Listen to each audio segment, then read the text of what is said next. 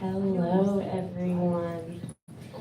Welcome. My name is Bonnie. My pronouns are they, them, and I'm the poetry event coordinator here at Brookline Booksmith.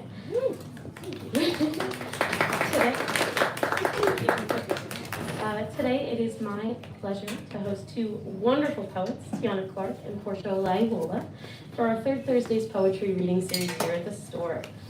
Before I do introductions, I have just a few housekeeping notes for everybody. First, copies of the poets' two fantastic books are available for sale at the back counter over there. I encourage you to support their work in whatever way you can, whether that means buying a book, following them on social media, saying nice things to them after this little reading, and also just the fact that you are here is a huge way to show support. So thank you for showing love for these poets' work and for poetry in general. Secondly, please keep your phones off or on silent as our poets are reading. Please also know the event is being live streamed to this iPad right over here. Hello, YouTube.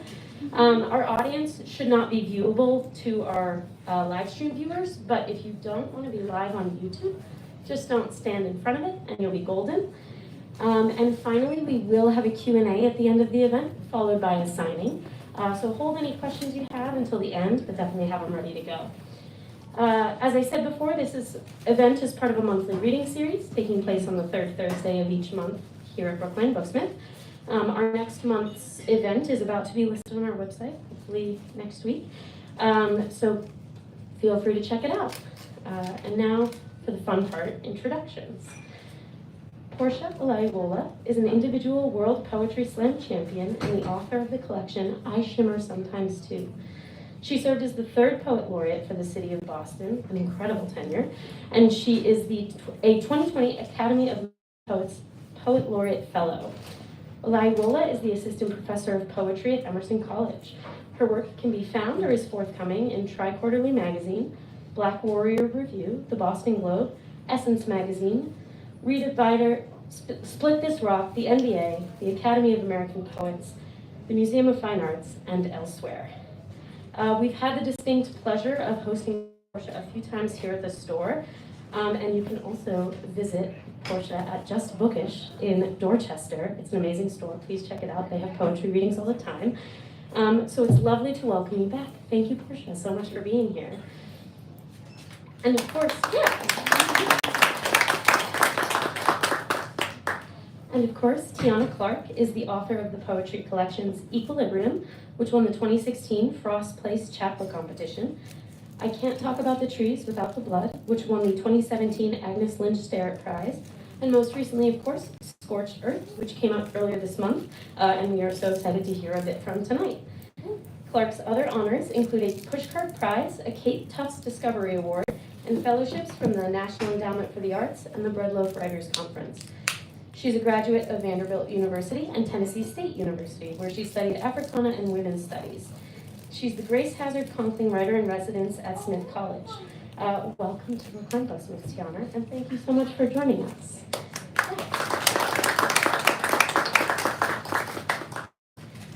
Folks, the poetry that we are about to hear is truly stunning work. Each of these poets, in their own way, is tender, insightful, and unapologetic in their bold individual expression of a Black queer poetics. This is poetry that is tapped into something beyond this world, something a little elemental while also remaining unfailingly human. I'm so excited to have them reading here with us at the store. Everyone please give Tiana and Porsha a warm welcome.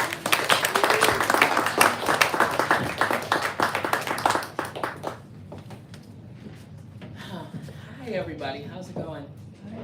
I'm so honored, privileged to be here. Thank you, Bonnie, for that introduction and for organizing all of these poetry events.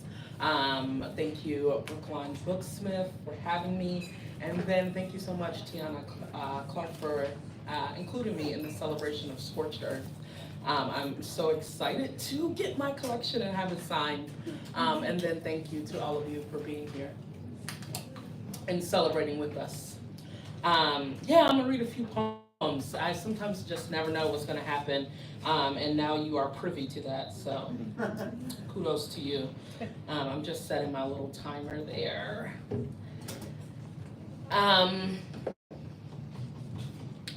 Before he was deported, my father taught me to fish like a man. Good man, my father was. He could catch the best God had to offer and the worst. Like devout fishermen, we were religious at the lake. My image swimming in my father's reflection. Girl learning man, man girl learning to eat, to cast a line like how the country did, split a border between my father and I, half like a fillet, croakers flopping onto the beach of our mother countries. It took years to learn how to unlearn anger. I wanted only to lie in the blood of my father, cast away, body blown, swallowed up, how oceans never allow you to keep who it is that you love. Shout out to the people standing in the back. There's a whole row right there. I've been obsessed, to the dismay of my students, with sonnets. So just going with a series of American sonnets. This one I assign my students' final presentations. The poet says, skinny trees, and all I think is black. Skinny black kids, skinny black legs dangling off the side of lips like lollipops. Skinny black limbs, skinned knees, black with hope. Skin black hope so thin it vanishes like a line lynched on the horizon. What's right with me? Am I wired to think lack a gravekeeper, pallbearer? Whose child rancid with morbidity am I? Do I belong to God? Is God bound back to black like this, all rope and a loose neck? All cross and clean hands, no skinny blood spilled, and still grief coffles my mouth like a chain gang. The student finishes. A plus. Yeah, I wrote this while the student was giving their presentation, which is how I know they deserved an A plus, because they're the writers who inspire other writers. This poem is about Lake Lanier, which I don't know if folks have heard of it, but it's outside of Atlanta, maybe 45 minutes outside of Atlanta, and it's been trending, so to speak, because it's considered, I think it has the highest deaths or disappearances of a lake, and turns out it used to be a sundown, or a black town, and was eventually filled in with water, and so it's a man-made lake, and due to racism, it no longer exists. But I was on TikTok, and there was a TikToker who said that sometimes the tide is so low that you can see the steeple of the church. And so yeah, I've just been thinking about haunted spaces. And this is called Sometimes the Tide is So Low, You Can See the Steeple. Nothing burns more radiant than the Bible of a hell-bent preacher. The gleaming Sunday shoes of a little girl and a cross pitched on the lawn. Martin and Malcolm could tell you plain from the apertures in their chests. You gut the sanctuary first. You pray away the apostles. You salt the tongue to sever the wings, blaspheme the orishas. God is always the most necessary to destroy. Crucify and become history's cursed lover. Downtown Hex, the night riders reaping. Man-made lakes belong to their holy ghosts.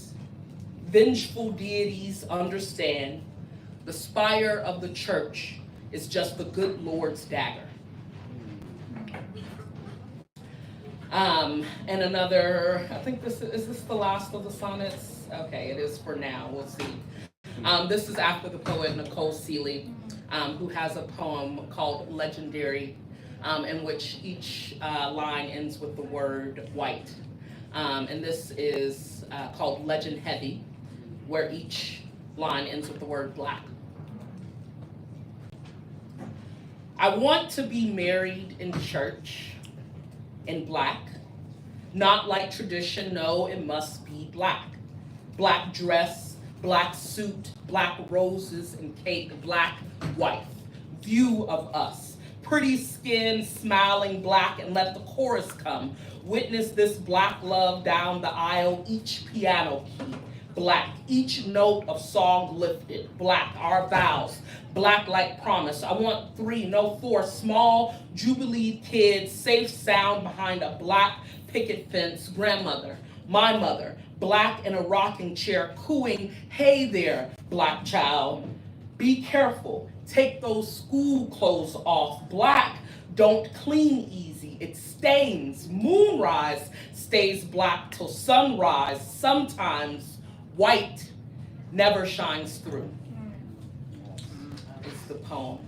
And I lied about the whole sonnet thing. This is another one, or a quasi-sonnet, but this is a duplex, which is relatively new poetic form invention by the poet Jericho Brown, in which he tries to quote unquote gut the sonnet, which is to say have the volta turn and turn and turn on itself.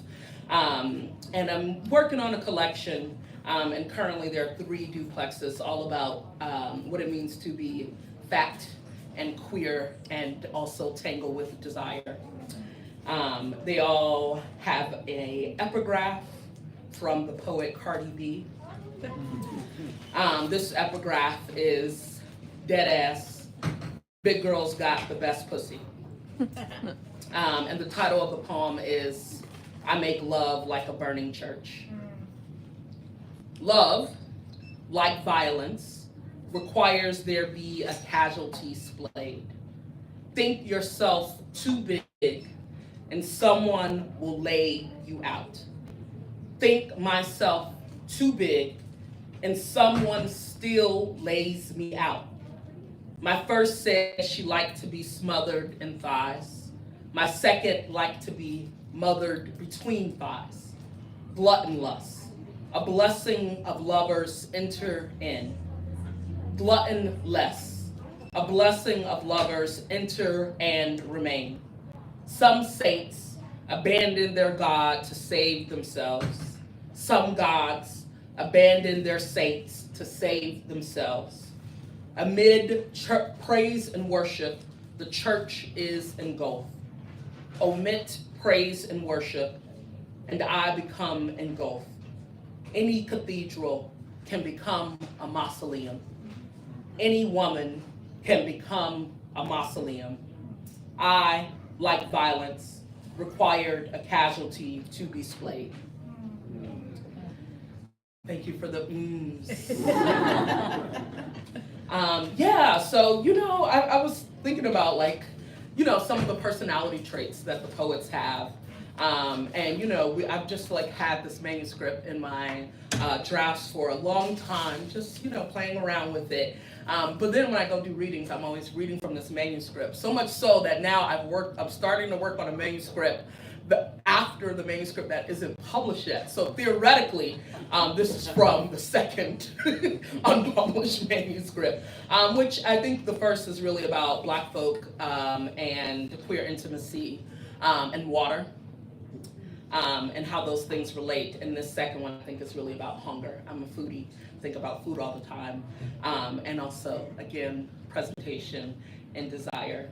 And so this is, I suppose, about that. Right now it's called My Therapist Says I Should Be More Vulnerable About What I Want. If I'm being honest, I think about eating baked macaroni and Gouda off. I think about you eating baked macaroni and Gouda off my boobs. I think about biting into a ham hock and chowing down a plate of collards and then slithering the juices between your thighs slide. I am Black with desire. I hunger history. hollowed thirst. Is this what she means? Open myself. I whisper, fuck me like a runaway baby. Tall grass. I whimper, pull my hair. I'll eat your lips. Nibble my nipples scarlet. Open my legs. Open my mouth. Feel me. Trickle down. Tickle my lungs. There are only so many places to feel. Make me tender like country fried chicken. Hush, pussy, but make me scream your name. I'll cry out like a feast of fried gator. Let my tongue soggy your toes. Fine painted like green beans, like jalapeno poppers, like safe watermelon woman, okra slime. Slurp me up, serve me up, keep me hoppin' John. Let's fester like wet sugar. Love me like freedom, baby, till the pig ears roast crisp. Ooh. I was just about to say, like, the only thing I feel like it's missing is cornbread, but and I think I've been like really thinking about cornbread. I was just like saying, like, am I gonna make Easter dinner? And I keep calling it Resurrection Sunday, because that's where I come from. But I was like, you know, I need to do my lamb and cornbread. That's all I can think about these days. I think I'm gonna do 2.5 more. Is that true? Let's see. Yeah, 2.5. Yeah, I don't know. I don't read this one much out loud, but I decided to print it, so here we are. And it's about the Chicago race riots from 1919. 1919 was a weird year in this country, and alas, here we are. Yeah, and there was essentially a race war, right? And it started by way of a Black teenager drowning and really just being killed for kind of crossing an imaginary line in Lake Michigan. And now it's called Plague of Blood, or the murder drowning of Eugene Williams sparks race riots for 8 days. Chicago, Illinois, 1919. The heat curdled the day into a hate. All the boys, whether white or black, paddler or swimmer, shriveled if left too lonely in the sun. Eugene had a look as elegant as wildflowers sprouting in places we shouldn't be, and he swore, like how all Chicago niggas swelled, there ain't a wave the ocean carried that Lake Michigan couldn't coil. His makeshift raft, a willing boat, believing itself free, drifted over the line to a lawless sea of beachers. Men with hunt-heavy eyes, a pair of hands paler than sand, hurled a rock and opened Eugene's skull like a clam. Eugene hardly holding breath, holding on to float to a railroad tie. All around him, a scarlet halo, his insides outside, dyeing the blue of the lake with a bursting summer sunset. Is the poem. This is a poem that I think is a series, and I have not figured out this poem, which is to say, if you have suggestions at the end of this, we are taking edits, and I think there's many. Period. Yeah, and I think there are many versions of this poem, in part because it's like family folklore. And I wrote the poem, and then I found out the truth, and so now we have several versions. Right now it's called Family Lore. I keep trying to write the poem about Grandma Bessie and the shotgun, but I can hardly recall how the story goes, who the barrel is pointed toward, and whether or not an empty bottle makes a shelf of the hardwood floor. It happens on the South Side, right off 62nd and Ellis Avenue, right down the street from Fisk Elementary, where all the cousins on my mother's side assembly lined into school. Some facts cannot be disputed. These are those. I digress. The story goes like this. Granddad came home late. Maybe it was the die, not as in death, but as in dice. a vice, an addiction to another woman or to bottles. Heard there were many, many bottles. Heard he drank like a fish. Heard granddad was to liquor what amphibians are to water, a newt treading a pitcher of clear Kool-Aid. I digress. Either way, he came home past the hour of decency, sauntering in like a salamander, stumbling in without the appropriate care required of a husband who was the father of 9. Grandma Bessie, our violet matriarch, was lying on the couch, or maybe she lurked beside the door. Either way, the house was as dimly lit as sin, and he could not make out the shadow of her. I don't know who came running in after the pair of them. Maybe it was the 9 kids, and unless I think I'm too grown, I mean my aunts and uncles, who were just kids then, sprouting up like dandelions from the beds they shared. Or maybe it was a nest of nosy neighbors, or perhaps a drove of dirty cops who'd rush to the wreckage of sound. Either way, my mother tells me Grandma Bessie wasn't no clown. She wasn't no boo-boo the fool. She was an army of a woman who didn't take no mess. Grandma wasn't to be caught dead with the man thinking he had her, thinking he ought to have her. When power slips like silk in the slim of night, the story ends the same way a birth begins, with everyone alive and screaming. She did not shoot him. Some facts can be disputed. These aren't them. She fired a warning shot, a cautionary tale bolting through a chamber, the double-barrel shotgun aimed like eyes toward heaven, and then a twitch toward hell.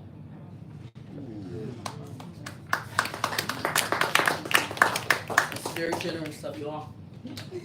And this will be my final poem, or my half poem, which is really a poem by the poet Danielle LaGrosse George, who is our second poet laureate for the city of Boston. Also, I want to say something really exciting, which is that our 4th poet laureate got announced today. I know! It's really exciting. Emmanuel Opongyoa, who's just an incredible poet, thinker, human.